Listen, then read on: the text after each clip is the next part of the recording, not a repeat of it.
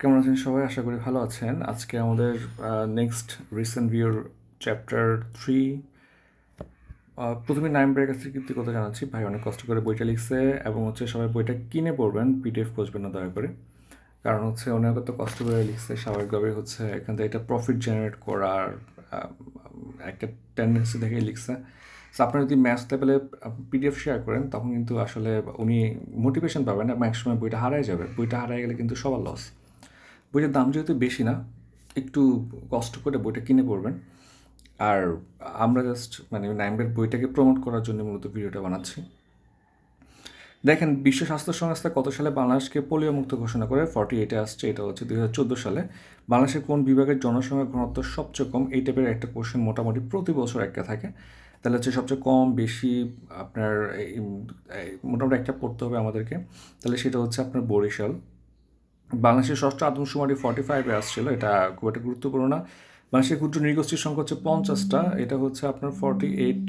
তবে আপনার বর্তমানে 50টা করবেন। তৃণমূল পর্যায়ে স্বাস্থ্যসেবা নিশ্চিত করতে কমিউনিটি ক্লিনিক চালু করে আপনার 14,467টা। বর্তমানে ডেটাগুলো আপডেট ডেটাগুলো পড়ে নেওয়া লাগবে। 2011 সালে আদমশুমারি অনুযায়ী, তাহলে এটা 11 সালেরটা জায়গায় আমাদের পড়তে হবে 22 সালেরটা। 22 সালেরটা অনুযায়ী আপনার 100:98.07। তারপর গড় আয়ুটা পরীক্ষায় আসে। বর্তমানে গড় আয়ু 72.3। এগুলো কিন্তু আমরা মোটামুটি আপনার অর্থনৈতিক সমীক্ষা থেকে পেয়ে যাচ্ছি, মানে অন্য চ্যাপ্টার থেকে পেয়ে যাচ্ছে। আচ্ছা, 2022 সালে জনশুমারি অনুযায়ী খানার প্রতি জনসংখ্যার পরিমাণ আপনার 4.0। এটা পরীক্ষায় আসতে পারে যে বিভাগে সাক্ষরতার হার সর্বাধিক। তাহলে সাক্ষরতা, তারপর আপনার ঘনত্ব, আয়তনে বড়, আয়তনে ছোট, এই ডাটাগুলো মোটামুটি পরীক্ষায় আসে। দেখেন, স্যাম্পল ভাইটাল স্ট্যাটিস্টিক্স 2023 চূড়ান্ত প্রতিবেদনের মতে আপনার জাতীয় জনসংখ্যা 171 মিলিয়ন। ধর্মভিত্তিক জনসংখ্যা 89.3 আপনার মুসলিম এবং হিন্দু 9.58%। জনসংখ্যার নৃতাত্ত্বিক বিন্যাস বাঙালি 98.56% এবং ক্ষুদ্র নৃগোষ্ঠী 1.44। আমরা যদি অ্যাভারেজে 1 বলে থাকি। যাই হোক, আপনার জনসংখ্যা বৃদ্ধির হার 1.33, ঘনত্ব 117। এটা কত ক্লাসে দেখলাম আমরা। নির্ভরশীলতার অনুপাত 53.7। প্রত্যাশিত আয়ুষ্কাল 72.3। খানার আকার 4.2। সাক্ষরতার হার আপনার 7 বছর প্লাস আপনার সবচেয়ে বেশি বরিশালে 84.3। শীর্ষ জেলা পিরোজপুরে। তাহলে বিভাগ বরিশাল, সাক্ষরতার বিভাগ বরিশাল, আর জেলা পিরোজপুর। আর সব নিম্নে ময়মনসিংহ এবং জেলায় বান্দরবন। ঠিক আছে, ময়মনসিংহ এবং বান্দরবন। তাহলে ময়মনসিংহ একদম উপরে, আর বান্দরবনটা আপনার দক্ষিণ পশ্চিমে। আর তাহলে এই দুইটা আমার সবচেয়ে কম। একটা বিভাগে, আর একটা জেলা হিসেবে। ষষ্ঠ আদমশুমারি গৃহগণনা আমরা অলরেডি পড়ে আসছি, তাও দেখি আমরা। জনশুমারি ও গৃহগণনা 2022 জনশুমারি পরিচালনা করে বাংলাদেশ পরিসংখ্যান ব্যুরো বা বিবিএস পরিকল্পনা মন্ত্রণালয়ের আন্ডারে। এটা কারিগরি সহায়তা দিয়েছে মার্কিন মহাকাশ গবেষণা সংস্থা নাসা, এবং জনশুমারিতে ব্যবহার করা হয়েছে জিআইএস ম্যাপ। এটা পরীক্ষায় আসতে পারে। GIS, geographical information system map, GIS map. এটা পড়বেন। প্রথমবার মতো তৃতীয় লিঙ্গ এবং প্রবাসীদের যুক্ত করা হয়। আমরা যদি চূড়ান্ত প্রতিবেদন দেখি, এখানে এগুলো দেখা লাগবে না। তাও আমরা জানি এগুলো আসলে রিটার্ন দিয়ে আসছেন অনেকে, যে ক্ষুদ্র নৃগোষ্ঠীর সংখ্যা 16,50,478 জন। ভাসমান সংখ্যা আপনার আপনার 22,185 জন। জনসংখ্যা বেড়েছে, লাগবে না। আপনার খানার সংখ্যা খুব একটা প্রয়োজন নেই। খানার প্রতি জনসংখ্যা সদস্য সংখ্যা 3.98। প্রাথমিক হিসেবে 4 জন ছিল। জনসংখ্যা বৃদ্ধি আছে 1.12। তাহলে এটা একটু কমছে প্রাথমিক হিসেবে চেয়ে। নারী পুরুষ অনুপাত আপনার 100:98.07। এটা পড়তে পারেন আপনারা। এই পার্টটা পরীক্ষায় আসে, এখান থেকে একটা ভালো নাম্বার আমরা আশা করতে পারি। জনসংখ্যার বৃহত্তর বিভাগ ঢাকা এবং ক্ষুদ্রতর বিভাগ বরিশাল। দেখেন, ঢাকা সবচেয়ে বেশি মানুষ বাস করে। এটা যেহেতু আমাদের রাজধানী, সবচেয়ে বেশি মানুষ যেতে চায় রাজধানীতে, তো ঢাকায় বেশি মানুষ বাস করে। এবং ক্ষুদ্রতম বিভাগ বরিশাল। তাহলে বরিশালে মানুষ কম। এখন তো আরও কম হবে, কারণ আপনার ব্রিজ দিয়ে চলে যাচ্ছে কোথায়? ঢাকায়। তা এটা মনে রাখার সুবিধার জন্য বলতেছি, যেহেতু এখন পদ্মা সেতু হয়েছে, বরিশাল অর্ধেক মানুষ ঢাকা চলে গেছে। তো ঢাকারটা বেড়ে গেছে, বরিশালটা কমে গেছে। জাস্ট মনে রাখার সুবিধার জন্য, হ্যাঁ, নাথিং এলস। জনসংখ্যার বৃদ্ধির হার সবচেয়ে বেশি ঢাকা বিভাগে, তারপরে সবচেয়ে কম কি আমাদের বৃদ্ধির হার কম বরিশাল বিভাগে। তাহলে একই ডাটা দিয়ে মনে রাখতে পারবো। জনসংখ্যা এবং বৃদ্ধির হারে ডাটা সেম। ঘনত্ব হচ্ছে সবচেয়ে কম হচ্ছে রাঙামাটি জেলায়, জনসংখ্যা ঘনত্ব সবচেয়ে কম হচ্ছে রাঙামাটি জেলায়। জনসংখ্যা বৃহত্তর সিটি কর্পোরেশন ঢাকা উত্তর সিটি কর্পোরেশন। জনসংখ্যা সবচেয়ে ক্ষুদ্র সিটি কর্পোরেশন হচ্ছে আপনার বরিশাল সিটি কর্পোরেশন। তো এটাও কিন্তু কাইন্ড অফ সেম আর কি, সিটি কর্পোরেশনের জায়গায় জাস্ট ঢাকার জায়গা হচ্ছে ঢাকা উত্তরটা মাথায় রাখবেন। জনসংখ্যার বৃহত্তম উপজেলা হচ্ছে সাভার, ঢাকার সাভার সবচেয়ে বৃহত্তর উপজেলা। এখানে প্রচুর কিন্তু এখন আপনার ইন্ডাস্ট্রি হচ্ছে এবং কিন্তু অনেক বড় একটা এমপ্লয়মেন্ট কিন্তু সাভারে হচ্ছে। আমার অনেকগুলো ফ্রেন্ডই সাভারে জব করে। জনসংখ্যার বৃহত্তম উপজেলা হচ্ছে সাভার এবং ক্ষুদ্রতম উপজেলা হচ্ছে জুরাছড়ি রাঙামাটি। ঠিক আছে, সাভার এবং রাঙামাটি, সাভার এবং জুরাছড়ি, এটা মাথায় রাখতে পারেন, সাভার এবং জুরাছড়ি। নর্মালি উপজেলায় আসে না আর কি পরীক্ষায়। জনসংখ্যার বৃহত্তম ইউনিয়ন হচ্ছে ধামসোনা সাভার এবং হচ্ছে ক্ষুদ্রতম হচ্ছে আপনার মানিকগঞ্জে সুতালড়ি। ধামসোনা এবং সুতালড়ি, ঠিক আছে, ধামসোনা এবং সুতালড়ি এটা পড়বেন। আয়তনে বড় জেলা হচ্ছে রাঙামাটি, আয়তনে বড় জেলা হচ্ছে রাঙামাটি। আয়তনে ছোট জেলা হচ্ছে নারায়ণগঞ্জ। এগুলো তো চেঞ্জ হওয়ার সুযোগ নাই, কারণ আয়তন চেঞ্জ হওয়ার সুযোগ নাই। জনসংখ্যা ঘনত্ব হচ্ছে 111.9। ঘনত্ব সবচেয়ে বেশি ঢাকা বিভাগে এবং কম হচ্ছে বরিশালে। সাক্ষরতা বৃদ্ধি হার হচ্ছে 1.12% এবং জনসংখ্যা বৃদ্ধি হার এবং সাক্ষরতা হার হচ্ছে 74.80%। পারিবারিক গড় সদস্য 4 জন। দেখেন বর্তমান উপজেলা 495টা, এখান থেকে মোটামুটি আসে পরীক্ষায়। বর্তমান উপজেলা 495টা, 495টা উপজেলা আছে। মেট্রো থানা হচ্ছে 105টা। তাহলে উপজেলা হচ্ছে 495টা, যেটা এগুলা সেম আছে। এটা মেট্রো থানা হচ্ছে 105টা। আসলে উপজেলা চেঞ্জ হওয়ার সুযোগ কম কেন? আপনার বড় একটা সময় তো দেখা গেছে আপনার অন্তর্বর্তীকালীন সরকারি আছে ক্ষমতায়, মোর দ্যান 1 ইয়ার। তো স্বাভাবিকভাবে হচ্ছে আপনার ডেটা চেঞ্জ হওয়ার সুযোগ নেই, কারণ এইসব জায়গাতে অন্তর্বর্তী সরকার হাত দেয় নেই। মেট্রো থানা হচ্ছে 105টা, মেট্রো থানা পৌরসভা হচ্ছে 327টা, বর্তমানে হচ্ছে আপনার 330টা পড়বেন। আপনার বর্তমানে পৌরসভা হচ্ছে 330টা, কারণ আপনি 45-60 পড়ে আসেন 329টা। সো 327টা পড়ার প্রয়োজন নাই, 330টা হচ্ছে বর্তমানে পৌরসভা আছে। ইনি হচ্ছে 4-5, ঠিক আছে, 4584 মানে 4584, 4584, গ্রাম হচ্ছে 990089, ঠিক আছে। আপনার 90,089টা, ঠিক আছে। সংখ্যাটা সুন্দর না, 90,089, 90,089 দিয়ে মনে রাখতে পারবেন আর কি। তাহলে উপজেলাটা হচ্ছে 495, মেট্রো হচ্ছে 105, পৌরসভা হচ্ছে 330, এটা মাথায় রাখবেন আপনারা। আচ্ছা, এটা তো আমরা মোটামুটি দেখে আসছি, ঠিক না? তো এটা ওইটা থেকেই পড়বেন, অর্থনৈতিক সমীক্ষা 24 থেকে। আপনার কৃষিতে ছিল হচ্ছে 45, শিল্পে ছিল হচ্ছে আপনার 17 এবং সেবাতে ছিল 38। এটা বললে হবে আর কি। দেখেন জনসংখ্যা বৃদ্ধির হার হচ্ছে ঢাকা বিভাগে কম হচ্ছে বরিশাল বিভাগে, সেটা পড়ার কিছু নেই। ঘনত্ব দেখে আসছি একটু আগে। আপনার ইন্টারনেট ব্যবহারকারী হচ্ছে 30.68, এগুলো পরীক্ষা আসে না অ্যাকচুয়ালি, এগুলো রিটেনে আমরা হয়তো দিতে পারি যে আপনার ট্যাক্স সক্ষমতা বাংলাদেশ কতদূর এগিয়েছে এটা বোঝানোর জন্য। আমরা স্কিপ করে সামনে চলে যাচ্ছি। দেখেন আর্থসামাজিক এবং জনমিতিক জরিপ, দেখেন এত জরিপগুলো হচ্ছে, এত টাইপের জরিপগুলো পরীক্ষা আসে না। তো নর্মালি হচ্ছে নাইমবেরা মিনিমাম যদিও ভুলে ভালে চলে আসে 1 নাম্বার, এই 1 নাম্বারের জন্য দেখা যাচ্ছে 500 টাকা এক্সট্রা দিয়ে দিচ্ছে।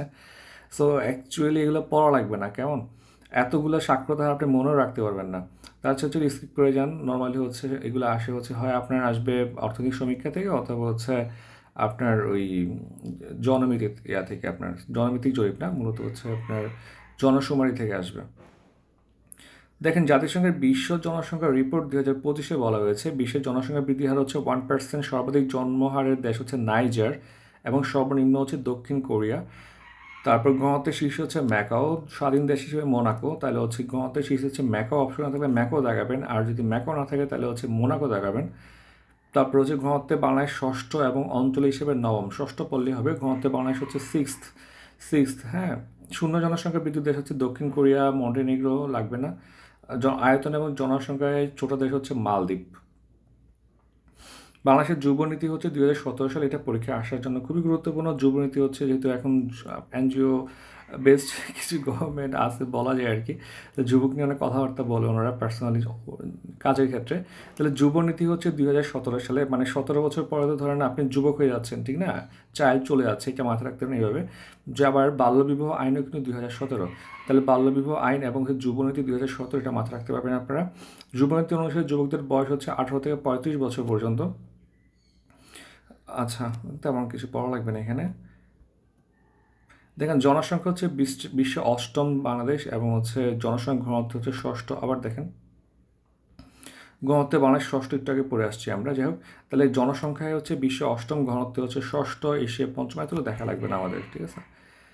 সার্কভুক্ত দেশ হচ্ছে 3য়, হ্যাঁ এটা জানেন। প্রথমে সম্ভবত হচ্ছে আপনার ইন্ডিয়া, সেকেন্ডে হচ্ছে আপনার পাকিস্তান, আর তারপরে হচ্ছে বাংলাদেশ।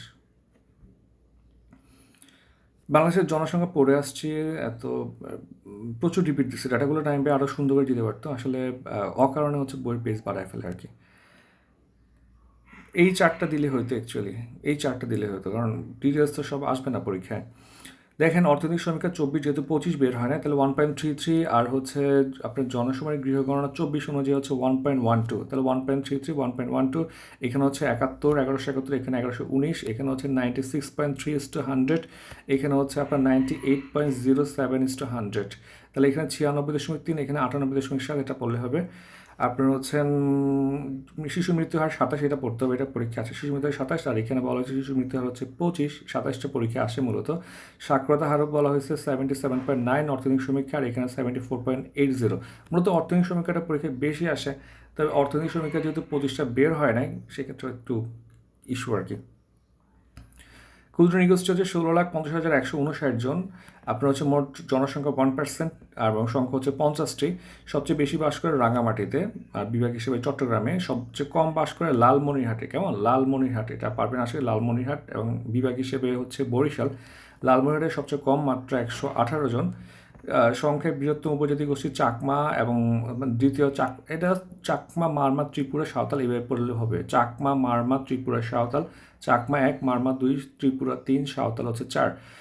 সংখ্যায় সর্বনিম্ন উপজাতির সংখ্যা হচ্ছে ভিল, এটা পরীক্ষায় আসার মতো। সংখ্যায় সর্বনিম্ন উপজাতির সংখ্যা হচ্ছে ভিল 95, আগে একসময় ছিল হচ্ছে আপনার আপনার খুমি, আগে ছিল একসময় খুমি, এখন হচ্ছে ভিল। সো প্যাচ যাতে না লাগে আর কি, এখন হচ্ছে ভিল। ভিল হচ্ছে 95। সবচেয়ে সমতলে বৃহত্তম আদিবাসী জনগোষ্ঠী সাঁওতাল, ওরা সমতলে বাস করে। তাকৃতি হচ্ছে ত্রিপুরা ভাষায় লেখা পূর্ণদৈর্ঘ্য চলচ্চিত্র তাকৃতি, এর অর্থ হচ্ছে ভয় করো না। লুলাইন খাল হচ্ছে বান্দরবানের চিম্বুকের ম্রো জনগোষ্ঠীর পানির উৎস, হ্যাঁ। তাহলে লুলাইন খাল হচ্ছে আপনার হচ্ছে ম্রো, লুলাইন হচ্ছে ম্রো, তাকৃতি হচ্ছে ত্রিপুরা, ততে তাকৃতি, ততে ত্রিপুরা। এনসিটিভি হচ্ছে আপনার উপজাতিদের 5টা উপজাতিদের আপনার মাতৃভাষায় বই প্রকাশ করে, সেগুলো হচ্ছে চাকমা, মারমা, ত্রিপুরা। প্রথম সিকোয়েন্স হিসেবে 3টা, চাকমা, মারমা, ত্রিপুরা। বাকি দুটো হচ্ছে গারো এবং সাদ্রি, গারো এবং সাদ্রি, ঠিক আছে। গারো এবং সাদ্রি, চাকমা, মারমা, ত্রিপুরা, গারো, সাদ্রি, চাকমা, মারমা, ত্রিপুরা, গারো, সাদ্রি, চাকমা, মারমা, ত্রিপুরা, গারো, সাদ্রি। গারো হচ্ছে আপনার ময়মনসিংহের দিকে থাকে। তারপর হচ্ছে গিরিকন্যা বা তংসমা, আচ্ছা গিরিকন্যা পড়ি আমরা। তাহলে মারমা ভাষার প্রথম চলচ্চিত্র হচ্ছে, লাগবে না এটা আমাদের। আচ্ছা, এটা আসতে পারে। 9 আগস্ট হচ্ছে আপনার আন্তর্জাতিক আদিবাসী দিবস, হচ্ছে 9 আগস্ট আন্তর্জাতিক আদিবাসী দিবস। বাংলাদেশ আদিবাসীদেরকে অ্যাকনলেজ করে না, সেজন্য বাংলাদেশ এটা সেলিব্রেট করে না। নৃতাত্ত্বিক ভাষা আছে 41টা, গোষ্ঠী 50টা থাকলেও ভাষা হচ্ছে 41টা। তাতং হচ্ছে আপনার প্রথম মরদের ভাষায় লেখা প্রথম প্রথম ব্যাকরণ গ্রন্থ। জুম চাষ তো আপনারা, জুম হচ্ছে আপনার ক্ষুদ্র নৃগোষ্ঠী শিক্ষার্থীদের উদ্যোগে প্রকাশিত ম্যাগাজিন হচ্ছে জুম। জুম ওয়ার্ডটা সুন্দর লাগে আমার। যাই হোক, দেখেন নাচল বিদ্রোহের 75 বছর। চাঁপাইনবাবগঞ্জের নাচলে সংগঠিত আদিবাসী সাঁওতাল কৃষকদের বিদ্রোহ ইতিহাসে নাচল বিদ্রোহ নামে পরিচিত। এটা তেবাগ আন্দোলনের একটা অংশ। নাচলের রানী হচ্ছে ইলামিত্রকে বলা হয়। কমিউনিটি ক্লিনিক চালু করে 1998 সালে প্রথম চালু করা হয়। আর হচ্ছে আপনার লাস্ট সমীক্ষা অনুযায়ী হচ্ছে বর্তমানে আছে 14,275, হ্যাঁ। তবে আপনার সর্বশেষ তথ্য মতে আছে হচ্ছে 14,467। সমীক্ষা তো অনেক আগের, সো ডাটা চেঞ্জ হয়েছে। 14,467 এটা পড়তে পারেন। সম্প্রসারিত টিকাদান আপনার 7 এপ্রিল হচ্ছে বাংলাদেশে ইপিআই কার্যক্রম চালু করা হয়। 1979 সালের 7 এপ্রিল ইপিআই কার্যক্রমের মোট টিকা হচ্ছে 11টা, আগে ছিল 10টা। সো একটা বাড়ছে, সেটা এই জন্য পরীক্ষায় আসতে পারে। তাহলে ইপিআইতে হচ্ছে আপনারা হচ্ছেন বর্তমানে আছে হচ্ছে 11টা জরায়ুমুখ ক্যান্সারের টিকা দেওয়া হচ্ছে। আর এটার নাম হচ্ছে আপনার এইচপিভি, টিকার নাম হচ্ছে এইচপিভি, এটাও পরীক্ষায় আসতে পারে। জরায়ুমুখের টিকার নাম হচ্ছে এইচপিভি। আচ্ছা, দেখা লাগবে না, এগুলো আসে না আসলে পরীক্ষায়। যেমন সরকারি বিশ্ববিদ্যালয়ে 56টা, মেডিকেল কলেজ 37টা, সরকারি মেডিকেল বিশ্ববিদ্যালয়ে 5টা, ক্যাডেট কলেজ 12টা, স্কিপ করে যেতে পারবেন। বাংলাদেশ প্রথম ocean satellite ground station Chittagong বিশ্ববিদ্যালয়ের, আপনার হচ্ছে ওশানোগ্রাফিতে, এটা তো মনে থাকবে আপনার। আচ্ছা, তাহলে দেখেন বঙ্গোপসাগরের কেন্দ্রবিন্দু ধরে চীনের স্যাটেলাইটের মাধ্যমে হচ্ছে তথ্য সংগ্রহ করা ঢাকা সেন্ট্রাল ইউনিভার্সিটি হচ্ছে ওই যে আপনার 7টা কলেজকে হচ্ছে সমন্বয় করা হচ্ছে। তাহলে এখান থেকে হচ্ছে আপনার বেশি গুরুত্বপূর্ণ হচ্ছে এগুলো হচ্ছে এগুলো ফোকাস করবেন না। হ্যাঁ, টেক্সট বই কিনা হচ্ছে আপনাকে দিয়ে দরকার নেই, মেন বই পড়েন, মেন বই হচ্ছে পড়লে হবে। যাক, দেখেন বাংলাদেশের ষষ্ঠ জনশুমারি অনুযায়ী কত শতাংশ লোক আপনার গ্রামে বাস করে? আপনার 68.49%, মানে হচ্ছে প্রায় 68.50। সর্বশেষ জনশুমারি অনুযায়ী বাংলাদেশের জনসংখ্যা বৃদ্ধির হার হচ্ছে কিন্তু 1.22। বাংলাদেশে কয়টা আদমশুমারি হয়েছে? বাংলাদেশের 6টা আদমশুমারি হয়েছে, ঠিক আছে? 6টা আদমশুমারি 74 থেকে শুরু হয়েছে, 74 থেকে, এরপর 81 থেকে প্রতি বছর। আচ্ছা, তারপর হচ্ছে প্রতি বর্গ কিলোমিটারে সবচেয়ে কম লোক বাস করে হচ্ছে কোথাও? রাঙামাটিতে। এটা আমরা দেখে আসছি। ষষ্ঠ আদমশুমারি এবং গৃহগণনা 22 মোতাবেক বাংলাদেশের মোট সাক্ষরতার হার কত? 74.66। আপনারা দেখেন 4-এর সাথে 66 যোগ করলে আবার হয়ে যাচ্ছে 70, আবার 4 চলে যাচ্ছে। মনে রাখার সুবিধার জন্য আর কি, মানে টেকনিক ইউজ করা যায় কিছু না, বলে আমি এগুলো এইসব উল্টাপাল্টা জিনিস ভাবি আর কি। যেমন ধরো হচ্ছে 74, 66, তো আপনি এখান থেকে 4 সরাই ফেললে হচ্ছে 70, আবার এখানে 4 যোগ করলে হচ্ছে 70। জাস্ট ইউজলেস কিছু, জাস্ট ডেটা মনে রাখার জন্য আর কি। হ্যাঁ, দেখবেন ডেটা নিয়ে চিন্তা ভাবনা করলে পরীক্ষা হলে দেখলে মাথায় চলে আসবে, আচ্ছা এইটা তো সেটা ছিল।